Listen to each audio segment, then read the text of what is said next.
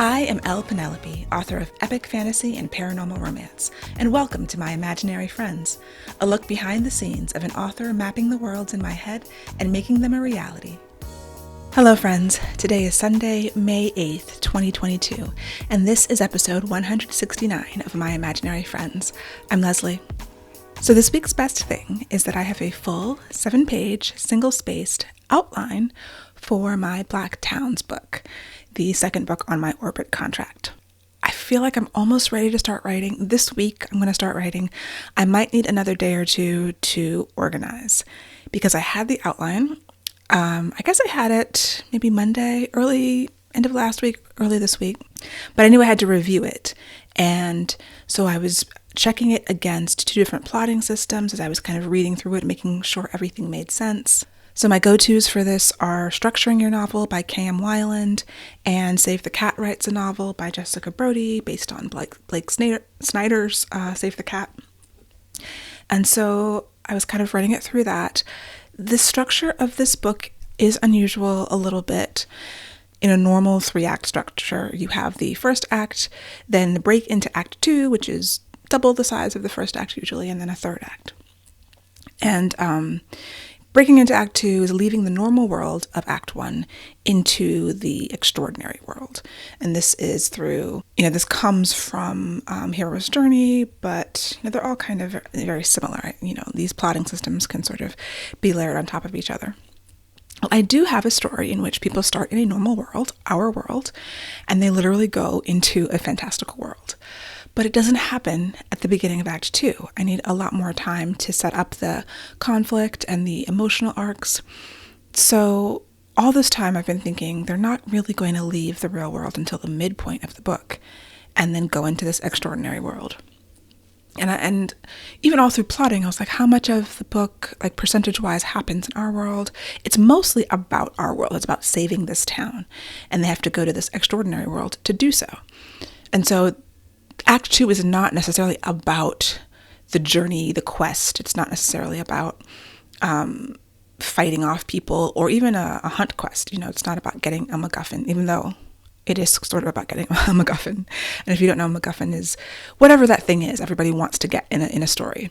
The classic example is Pulp Fiction, that briefcase everyone's after. You don't know what's in the briefcase. It doesn't matter. MacGuffin generally doesn't matter. It's just a thing they need. And in a magical fantasy story, it's the magical thing they need often. So my structure is different, and I think it's okay that it's a little different, but it was just feeling lopsided. And I'm thinking, someone reads the back cover of the book. I actually wrote the blurb. I wrote a version of the blurb, which helps me figure out the plot and all of that. And, they're going to expect certain things. I expect certain things. I want the story to be a certain thing. And having them go so late wasn't feeling right to me. And so I was coming to this conclusion in the morning when I was writing with my friend during our co-working session. And so we talked about a little bit, which is always helpful. And she was like, well, okay, what are these things that you think you need before they leave for this extraordinary world? And I was telling her, and she was like, are you sure you need that? And she gave this example of course, I'm going to forget most of it, but it was very impactful to me. But she was talking about film editors, and they were editing some movie, and, they had to cut a bunch of it. It was too long for the studio. And the editor, someone suggested, you think you need this beginning, the setup, why don't you cut most of it and just start with the action? And they didn't, totally worked. And so I was like, I was resistant to it, but I was open to it at the same time because I felt like something was wrong, and I'm open to solutions when something's wrong. So I was like, well, let me see what I can do. So in the next sprint, I went and I saw, what can I cut? What are these things that I think I need to set up the emotions, to set up the interpersonal conflicts? How can I push the main conflict earlier? And can some of that stuff come after we've had some of this main conflict? And by doing that, can I push up a little bit this journey? And it worked. I cut some stuff that I was like, I thought I needed, but I think I can do without it. And I moved some stuff around. And so it's still not going to happen when you break into Act 2. This is not one of those stories. But it's going to happen somewhere between breaking into Act 2 and the midpoint of the story, which is somewhere between 25 and 50%. And I'm okay with that. It's about the town. So you're going to spend most of the time in the town. And, these journeys are going to be kind of to the middle of the book where they go to the extraordinary world. And then for the climax, they have to go deeper into the extraordinary world to get the solution to the problem and to overcome the obstacles and finish the character arc for my main character and all of that. And so that was kind of what I was going through. I was, sometimes you think you need things and it's stuck in your head. And I have a tendency to be very attached to things in the way I think it should be and the story that I've had. I mean, the story hasn't changed. It's just I have to force myself to be flexible and to be willing to cut anything and change anything. And cutting these things and moving them around strengthened it. It strengthened everything because I found places where some of my, side characters I can have that layered in these relationships better, and all kinds of goodness came from cutting a bunch of things that I had planned and really thought that I needed. So I'm going to go through this outline again, maybe once or twice more, so that I really feel like I'm not going to waste my time writing scenes that I end up cutting later. That's kind of the point of the pre-production process, as I call it, whereas production is writing, pre-production is all of this planning, and just like in film. And hopefully it will strengthen everything else. I'm not so worried about after the midpoint. I have that plotted. I have ideas for it. Some of the ideas are, they're in this sticky situation and somehow they get out. And I don't need to know why or how. I need to know why. I don't need to know how yet. Those are the things that come with the writing. But yeah, this week at some point, maybe Tuesday might be pushing it. Let's go for Wednesday. I want to start writing actual words, first draft words, and see how it goes. See how fast I can draft this first draft. And by the end of May, see if I'm going to need to ask for more time. Technically, this draft is due at the beginning of August. As a first draft, that is possible. This book feels long, but I did just cut some things. And because it was feeling over 100,000 words, I'm targeting 90 to 100. And it could be, and which means the first draft would probably be on the order of 70. I'd like to turn in at least 70,000 words, knowing that my first drafts are always short. And my editor, I've told her that, and she's experienced that with me with The Monsters We Defy. I think I turned in a 70,000 word draft, and I think the final is something like 90. So I can't remember exactly, but I know I added at least 15 to 20,000 words after my developmental edit. And that's just how it goes. I plan for that. I expect that. So yeah, I can turn in a 70,000 word first draft, clean first draft by August. But I need to remember that I'm not functioning at tip-top shape. Health-wise, I'm doing a lot better. There's still a little bit of vertigo, and that is not fun. So if you are new, I had COVID in April. I was sick for about 5 days. And ever since then, it's been, getting better, but dealing with the vertigo, which comes and goes for me. It's like, it'll be really low, and then I'll feel it. But overall, it's very much better. I'm basically working a full-ish day of work, almost. I'm still taking naps. But, yeah, I can't push super hard, which I have to remind myself, especially when it comes to scheduling and planning and how much work I can do in a given day. So we'll see. In other news, I am taking a class. I'm taking a class on author branding and audience building. I like to take some kind of professional development, whether it's a craft or marketing class, once or twice a year. And so I came across this one that I thought would work well for me because being hybrid, kind of writing in different subgenres, fantasy romance, epic fantasy for Earthsinger, historical fantasy for these Orbit books, paranormal romance for other books that I have, also with kind of the two different names. The Orbit books are under Leslie Penelope. All the other stuff is L Penelope. I felt like I needed to focus on branding or understand it more and try to figure out how to speak to my audience and sort of build, nurture the audience I have and build a new audience for everything that I write. Try to find people who are not so focused on just the subgenre and just the actual book, but who, I think a new goal I'm going to add to my list of goals and what it means to be successful is to be an auto-buy author. There's certain authors, I get an email that says they have a new book on pre-order. I don't care what it is. I don't even read the description. I just buy it. It doesn't matter. I like that author. So that is what I would like to be no matter what I write. And I'm hoping that I'm giving people, even though things are different and there's different heat levels in my books, there's different worlds, there's different time periods, I hope that I'm giving a cohesive experience because these books are coming from me. And I think that I am. And so part of this course is going to be nailing down sort of a branding statement, almost like a tagline, and then how to approach social media from that place of like, who am I? What is my brand? What do I offer readers that they can't get other places? And how do I communicate that so that I'm finding the people who want that thing that I'm giving? And so far, I've done a couple of the modules. It's been really enlightening, really illuminating. I'm having a great time and learning a lot. So part of what I'm going to have to do is a little bit of market research. I'm going to do another survey. I haven't surveyed my newsletter in several years. I think I did 2 surveys back in like 2016, 2017. And I meant to do it every year, and I just didn't. So I'm definitely going to do a survey, and I might even do like a focus group, like get some people on Zoom and just actually talk to them about what they like and stuff like that. That might be kind of cool. I mean, it would be fun for me to talk to readers about what they like. That kind of thing, even though like talking to new people is scary, that kind of thing isn't. Talking to people about books is not scary. It doesn't like trigger my introversion or anything. So yes, that is something that I'm going to think about doing. And yeah, just continue with this course, continue doing the work of working on the branding.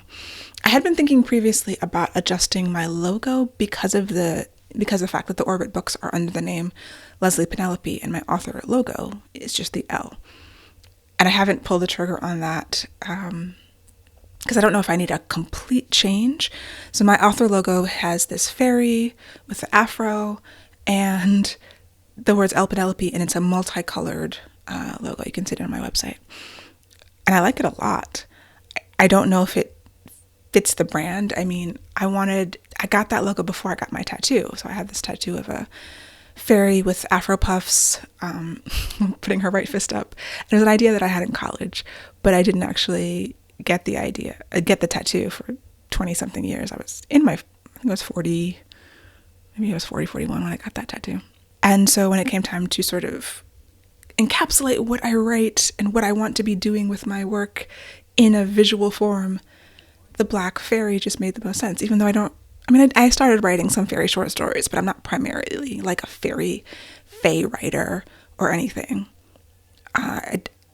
So anyway, thinking about the branding, I don't know if I want to change the logo because I like it, but I'm open to things. And it might just be like a tweak. Like maybe I just change the colors and I spell out my whole name.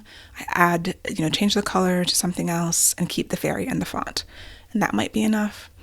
But the branding is so much more than the logo. And the logo is actually such a small part of it. One of the first things I learned in this course I'm taking is that you are your brand. So it's more than just, a fairy and a font and how my name is portrayed. It's like, who am I and how do I fit in the world and what am I doing here? And those are things that I think about a lot. And so thinking about them in like a specific organized way so that I can use them in my business is something I'm excited to be working on. And I'm going to link this article in my show notes from Christine Catherine Rush's blog. It's on attorneys versus agents. Now, Christine Catherine Rush is indie. I think she and her husband own their own little publishing company. She's been publishing for a really long time. And she's fairly antagonistic towards agents. I'll tell you that right now. She's like, even if you do a publishing deal, she's very much pro-lawyer, anti-agent. And even though I love my agent and I appreciate everything she's done and I like working with her and I would not change that, I still think it's a really good article to read for anyone who is considering working with a literary agent or is working with a literary agent, just to highlight sort of the places where it can go wrong, because there are plenty of stories of agent situations gone wrong. Whether they were stealing money, Chuck Palahniuk's agent apparently stole his money, and there's horror stories all the way around. So even if you have a good agent, I think it's still a great article. I did my first deal with St. Martin's Press with just an attorney. I did not have an agent when I did the Earthsinger Chronicles deal. And my lawyer negotiated the contract, and I was very happy with that. So after that, I got my agent, and since then she's negotiated the other deals, my audio rights, my other publishing contract, and I'm happy with that too. I've had good experiences with both. I think that something my agent brings to the table is her knowledge of the industry and her personal relationships, and she has a very good reputation. And I really like being a part of the agency, but I do really like my attorney, and I know that there are downfalls and there are things that I, as an author, need to keep in mind when dealing with my agent because of the unique position that literary agents hold. And so, I think it's important to go in with your eyes open, to understand the pros and the cons and make your decision that way. And just always, be vigilant and be kind of involved in every aspect of running your business. There are things that I wish, the agency did differently. Like with my attorney, I did pay her using a percentage of the deal because her hourly rate was high. And it's similar to the way that an agent gets paid, but I get my money directly from the publisher. They pay me, they pay her. Most agencies will not let you do that, as far as I know. So the agency gets the money, gets my royalty check, and then pays me. So there's a point of failure there. That's how people get their money stolen, right? So you have to vet your agents and your agency and understand how they're doing that. They're supposed to hold it in escrow, I think, and that might depend state by state. Or, as in this article shows, there aren't strict laws about how agents can function in the way that there are about how lawyers have to function. So you're trusting, that your agent is going to do the right thing, is going to hold your money in an account and then pay you, and whether it's an escrow account or however else it might work. So just check it out if that is of interest to you, and if you are either currently or want to be represented. Finally, we saw Doctor Strange in the Multiverse of Madness yesterday, was it? I wasn't a huge fan of the movie. There are great things about it. I think Elizabeth Olsen is amazing in that movie. Amazing. So no spoilers, but I didn't like what they did with certain characters. And the biggest part was I just didn't have any feelings in this whole movie. I didn't feel anything. Doctor Strange is an unlikable character. I think Benedict Cumberbatch does a great job too. All the acting was good. I liked America Chavez, the girl playing her. I'm not familiar with that character because I don't read the comic books, but I've heard of the character. And it was a very forgettable movie. It was not the movie I thought it was going to be, even though I had no idea what it was going to be about. I will say that it has a lot of horror elements, which I was not prepared for. And it's a PG-13, which my brother texted me, and I'm like, really? I feel like don't maybe take your kids because it might scare them a lot. Like if you have little kids, they shouldn't be seeing this movie. But that was just my opinion. My brother really liked it. Sometimes we're like in sync, and sometimes we have wildly diverging opinions, as people who don't have the same brain tend to do. But I don't know. My husband and I were kind of more on the same page about being like, But I like to be a completionist, although I'm still trying to figure out if I'm going to watch the rest of Moonknight. think I watched the first 3 or 4 episodes, maybe only the first 3. And I was just so bored and frustrated that I didn't continue. And now it's over, and I am a completionist, so I feel like I need to watch the rest, but I am not excited to do so. So we'll see if that ever happens. I will just read spoilers about it. Marvel, they were really in their pocket, and now it's more magic, it's more space, it's more things that are less grounded and less grounded than superheroes. But things I'm finding it more difficult to connect with on an emotional level. And so that really affects my enjoyment of something. Reading and stories, I guess in general, are about emotion. And when I can't feel it, I just don't care. I think that was what was happening with Moonknight, being just incredibly frustrating and not even knowing what was going on. And then the last episode I watched explained some things and you're starting to get it, but it was kind of, after the first 2, a little too late. I mean, sometimes intrigue will pull you through, but in this case, intrigue was not pulling me through. And yeah, I think about the emotion question in my own writing as I'm, again, looking at, everything I write, but specifically with Beastly Kingdom. I think one of the points of resistance, why I haven't been drafting, along with all the other reasons I haven't been writing, is that finding the emotional resonance of the characters can be difficult. And I think it just takes a lot of energy. But I always know when something that I've planned is not quite right yet. And it's another instance where not quite right. So I'll be working on that hopefully this week too. I keep looking at the calendar. I finally changed my calendar to May. It takes me a week or so. And May 2022. It's hard to believe.